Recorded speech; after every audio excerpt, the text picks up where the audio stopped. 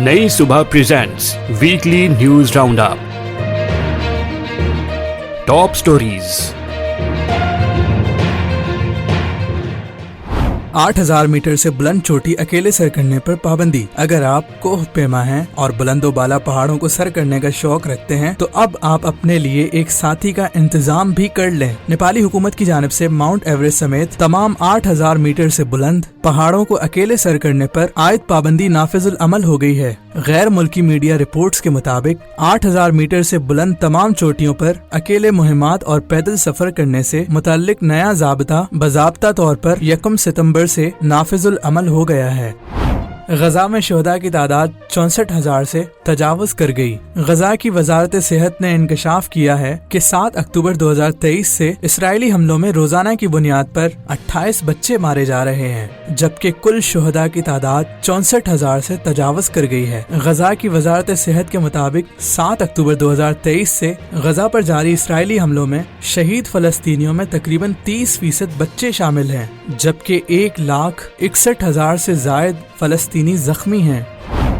रूस का चीनी शहरियों को वीजा फ्री सहूलत देने का ऐलान। चीन की जानिब से रूसी शहरियों को वीजा फ्री सहूलत फराहम करने के बाद अब रूस ने भी चीन के शहरियों को वीजा फ्री सहूलत देने का ऐलान कर दिया। गैर मुल्की मीडिया के मुताबिक रूसी सदर व्लादिमीर पुतिन ने कहा कि चीन की तर्ज पर रूस भी चीनी शहरियों को वीजा फ्री सहूलत देगा। रूसी सदर ने कहा कि रूसी शहरियों के लिए चीनी वीजा पॉलिसी सहूलत को सराहते हैं। बिलाशुबा हमारे शहरियों के चीन जाने से कारोबार और माशी सरगर्मियों को फरोग मिलेगा।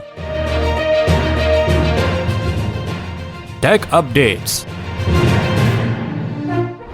इस वीक में यूनेस्को ने इस्लामाबाद में AI for humanity ethical and inclusive AI in Pakistan के नाम से एक multi stakeholder dialogue organise किया। इस इवेंट में पब्लिक सेक्टर, सिविल सोसाइटी और एकेडेमिया के 25 से ज्यादा एक्सपर्ट्स ने हिस्सा लिया।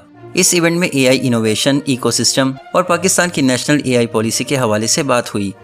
पाकिस्तान में सैलाब से मुतासिर होने वाले मुख्तलिफ इलाकों में रेस्क्यू ऑपरेशंस के दौरान ड्रोन टेक्नोलॉजी का इस्तेमाल किया जा रहा है। पाकिस्तान में अब तक के सबसे बड़े रिकॉर्ड सैलाब की वजह से बहुत सारे लोग सैलाब ज़दा इलाकों में महसूर हुए।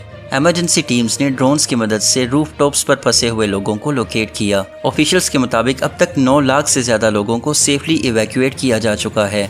ड्रोन टेक्नोलॉजी की वजह से रैपिड असेसमेंट, एरियल मैपिंग और हॉटस्पॉट स्पॉटिंग के जरिए बोट्स और इमरजेंसी टीम्स को सही जगह पर पहुंचाया गया। इस तरह लोगों को सेफली इवैक्यूएट करने में ड्रोन टेक्नोलॉजी ने खासा अहम किरदार अदा किया।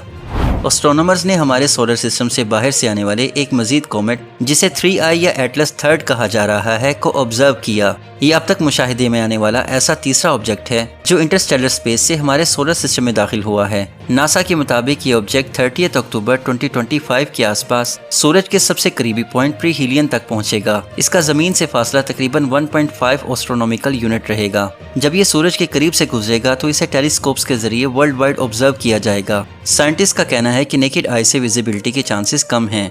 ये कॉमेट सैजिटेरियस स्टार की डायरेक्शन से हमारे सोलर सिस्टम में दाखिल हुआ है। और आखिर में आपको बताते चलें कि अब कॉस्मेटिक ब्रांड्स ने भी अपनी प्रोडक्ट्स के लिए बायोटेक और AI का इस्तेमाल शुरू कर दिया है। ब्यूटी ब्रांड्स जैसे लोरियल, शिसीडो और फेंटी वगैरह ने AI और बायोटेक के जरिए स्किन शेड मैचिंग, वर्चुअल ट्राई-ऑन्स और पर्सनलाइज्ड स्किन केयर डेवलप करना शुरू कर दिया है। इसी हवाले से लोरियल ने एक नया साइंटिफिक टूल सेल बायोप्रिंट डेवलप किया है। ये एक स्मॉल लैब ऑन चिप है जिससे स्किन सेल्स का सैंपल एनालाइज किया जाता है। इस चिप के ऊपर माइक्रो चैनल्स और सेंसर्स मौजूद हैं जो स्किन के सेल्स को स्टडी करते हैं। इस तरह AI और बायोटेक की मदद से ये डिवाइस यूजर्स को सजेस्ट करती है कि कौन सा ब्यूटी प्रोडक्ट उनकी स्किन के लिए सबसे ज्यादा फायदेमंद साबित हो सकता है। Sports updates. Sharjah T20I series में अफगानिस्तान ने पाकिस्तान को 18 रन्स की हैरत अंगेज शिकस्त दी। अफगानिस्तान ने पहले बैटिंग करते हुए 169 रन्स बनाए, जिसमें इब्राहिम ज़ादरान और सादिकुल्लाह की शानदार पार्टनरशिप शामिल थी। पाकिस्तान की तरफ से फहीम अशरफ ने करियर बेस्ट 4 विकेट्स हासिल की, लेकिन बाकी तमाम बॉलर्स फेल रहे। पाकिस्तान 169 रन्स के ताक़ुब में 151 रन्स बनाकर सिमट गई। पाकिस्तान की तरफ से हारिस रऊफ 34 रन बनाकर नुमाया रहे। अफगानिस्तानी स्पिनर्स ने मिलकर पाकिस्तान की 6 विकेटें हासिल की और पाकिस्तानी बैटिंग की कमर तोड़ के रख दी। Pakistan blind women cricket team नवंबर 2025 में नेपाल और इंडिया में मैचेस खेलेगी। پاکستان بلائنڈ کرکٹ کونسل نے اعلان کیا ہے کہ پہلا women's T20 blind cricket world cup 10 نومبر 2025 سے شروع ہوگا۔ پاکستان کے تمام میچز نیپال میں کھیلے جائیں گے، جبکہ سیمی فائنل اور فائنل بالترتیب نیپال کے شہر کھٹمنڈو اور انڈیا کے شہر بنگلور میں کھیلا جائے گا۔ پاکستان بلائنڈ کرکٹ کونسل نے پلیئرز کی شارٹ لسٹ بھی اناؤنس کر دی ہے، جبکہ فائنل 16 رکنی ممبرز کا اسکواڈ اکتوبر میں سامنے آئے گا۔ پاکستان فٹ بال ٹیم کا فیفا ورلڈ سیریز میں شامل ہونے کا امکان۔ فیفا پریزیڈنٹ جیانی انفانٹینو اور پاکستان فٹ بال فیڈریشن کے پریزیڈنٹ محسن گیلانی کی ملاقات میں یہ بات سامنے آئی ہے کہ پاکستان کو اگلے سال ہونے والی ورلڈ فیفا سیریز میں شامل کیا جا سکتا ہے۔ اگر پاکستان کو اس مقابلے کا حصہ بنایا جاتا ہے تو پاکستان فٹ بال ٹیم کو ایشیا سے باہر کی ٹیمز کے خلاف کھیلنے کا نیا اور اہم موقع ملے گا۔ Weather updates. پنجاب بھر میں موسلا دھار بارشوں اور دریاؤں میں طغیانی سے شدید تباہی۔ دریائے چناب، راوی اور ستلج خطرناک سطح پر پہنچ گیا۔ اب تک 50 سے زیادہ افراد ہلاک ہو چکے ہیں، جبکہ 18 لاکھ سے زیادہ لوگ شدید متاثر ہوئے۔ 2000 سے زیادہ گاؤں پانی میں ڈوب چکے ہیں اور لاکھوں افراد کو اپنے گھر چھوڑ کر محفوظ مقامات پر پناہ لینی پڑ رہی ہے۔ سیلابی ریلوں سے 17 لاکھ سے زیادہ ایکڑ فصلیں تباہ ہو چکی ہیں۔ کسانوں کا شدید نقصان۔ انڈیا نے پانی چھوڑا، جس کی وجہ سے ستلج اور راوی میں پانی کا بہاؤ بہت تیز ہو گیا۔ لاکھوں جانور ہلاک اور لاپتہ بھی ہو گئے ہیں، جس سے کسان اور دیہاتی علاقے بڑے نقصان کا شکار ہوئے ہیں۔ حکومت پنجاب اور فوج کا ریسکیو آپریشن جاری ہے، لیکن متاثرین ابھی بھی امداد کی کمی کی شکایات کر رہے ہیں۔ محکمہ موسمیات نے آئندہ چند دنوں میں مزید بارشوں کی پیشن گوئی کی ہے۔ پنجاب کے بعد سندھ اور کراچی میں بھی موسلا دھار بارشوں کا سلسلہ شروع ہو گیا ہے۔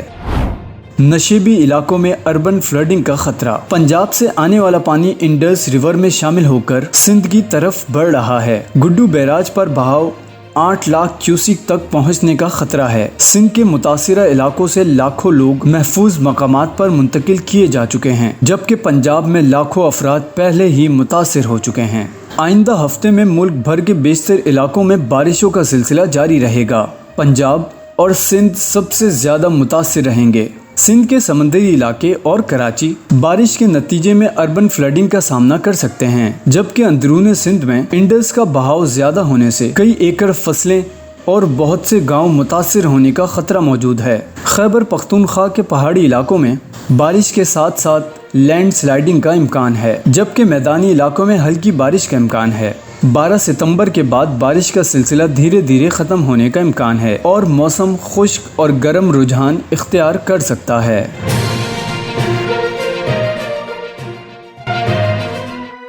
یہ معلوماتی مواد نئی صبح کی جانب سے پیش کیا گیا۔ اپنی آراء کے اظہار کے لیے کامنٹ کیجیے یا ڈسکرپشن میں دیے گئے رابطے کے ذرائع استعمال کیجیے۔